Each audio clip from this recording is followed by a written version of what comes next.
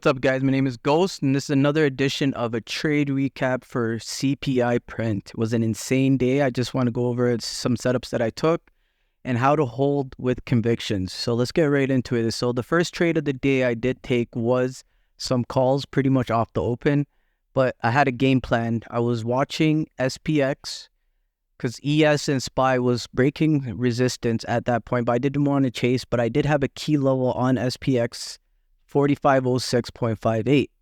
And I said if I seen us holding above, I was going to be taking calls up to that 4513 and at 4518 and then letting runners run. So at the same time, we had SPY heading towards the top of my demand zone. So I did know it was going to be tough. But once we got that break above, we could target my next rejection off the SPY. So as you see, we did get that push up. We got all the levels. So now my main focus was this SPY supply zone where it was going to be very tough to break. I did scale out pretty much the whole way. I did enter a small light put here that I cut early and let my calls go right up to supply. But then I knew the risk and pretty much had my stops up in profits. So getting into the next trade, I didn't take puts right at the supply. I did want to see price reverse first. So I did want to see it lose a support. So as it broke this resistance, I wanted to see if they would make this a support. And if they failed it, that's when I was going to enter my put position. So as you can see, we got a couple bounces on there. So we got a few bounces on there. And then as soon as we broke below there, as you can see, it was the same time this candle broke. I knew there was a good chance we would head down.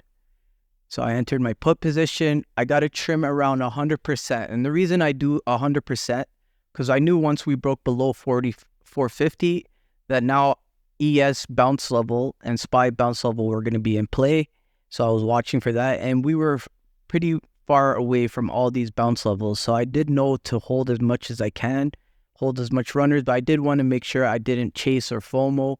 So I made sure my trim was to make sure I had runners that were free. So that's very important. When you get into a trade, you're accepting risk.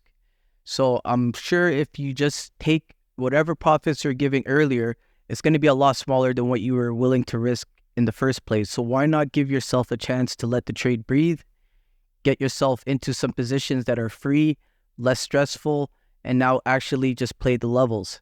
So that's what I did. I got my first major trim around 100% on my contracts, and I was basically sitting in free play for the rest of the day. So as I kept seeing us breaking some previous resistance turn supports, I was just letting and moving my stops up on my contracts. So I had price targets for 44.76 on ES.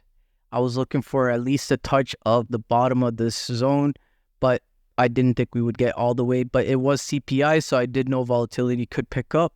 So that's why I made sure I had runners all the way there. So I just hope you guys understand that once you get into a trade, if you're accepting risk, do not try to take profits too early, especially if it's not part of your game plan. If it was part of your game plan to take profits early, then I'm pretty sure your risk would have been a lot smaller. So just have that kind of in your back of your mind when you're entering your trades. And I do hope you guys appreciated this education video. It was an insane day. Like, subscribe, follow.